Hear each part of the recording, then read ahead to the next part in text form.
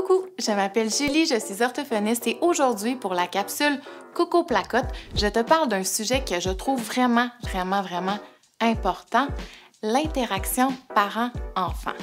On pensait autrefois que ce qui aidait le plus l'enfant à développer son langage, c'était quand ses principales figures d'attachement l'exposaient à un grand nombre de mots. Donc, quand on parlait beaucoup et souvent à l'enfant.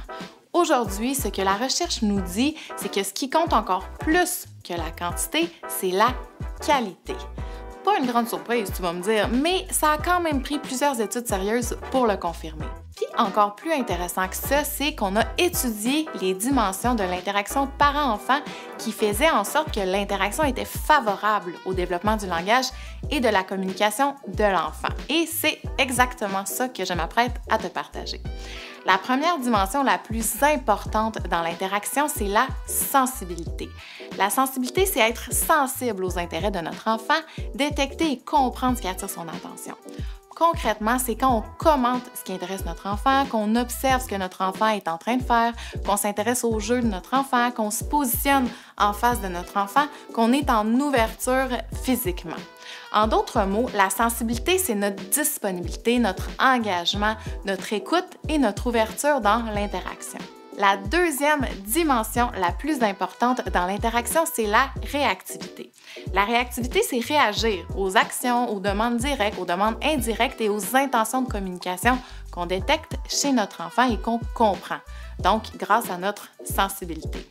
Concrètement, c'est quand on répond verbalement ou non verbalement aux besoins ou à l'initiative de communication de notre enfant. La troisième dimension la plus importante dans l'interaction, c'est la réciprocité dans l'échange. La réciprocité, c'est quand on est capable d'engager notre enfant ou de s'engager avec notre enfant dans un échange de collaboration qui est orienté vers un but commun. Concrètement, c'est quand on ne domine pas l'interaction, quand les tours de parole ou les tours de rôle avec notre enfant sont équilibrés, quand on interagit sans lui couper la parole, quand on questionne notre enfant de façon ouverte pour poursuivre l'échange qui est en cours, quand on contribue au jeu que notre enfant initie. La quatrième dimension importante, c'est la stimulation.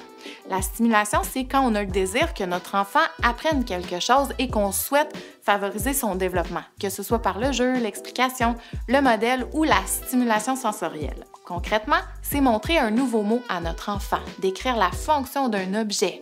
Oui, c'est un robinet! C'est un robinet qu'on utilise pour faire couler l'eau. C'est expliquer le fonctionnement d'un jeu, offrir une rétroaction constructive par rapport à l'action de l'enfant. Tu tournes le robinet! Regarde, ça fait couler l'eau! Finalement, la dernière dimension, et non la moindre, c'est la chaleur.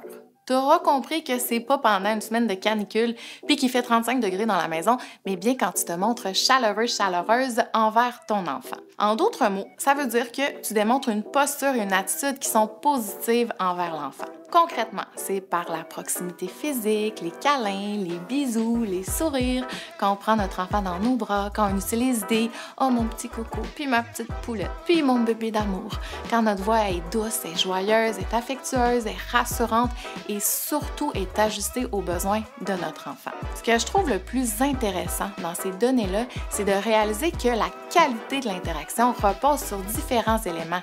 Puis je trouve que ça nous donne une marge de manœuvre aussi. Puis on peut se dire « OK, j'ai pas à être le parent super stimulant 100% du temps parce que c'est aussi important d'être sensible, réactif, réciproque, chaleureux. » Puis on sait bien qu'on ne pourra pas non plus être sensible, réactif, réciproque, chaleureux, stimulant tout le temps.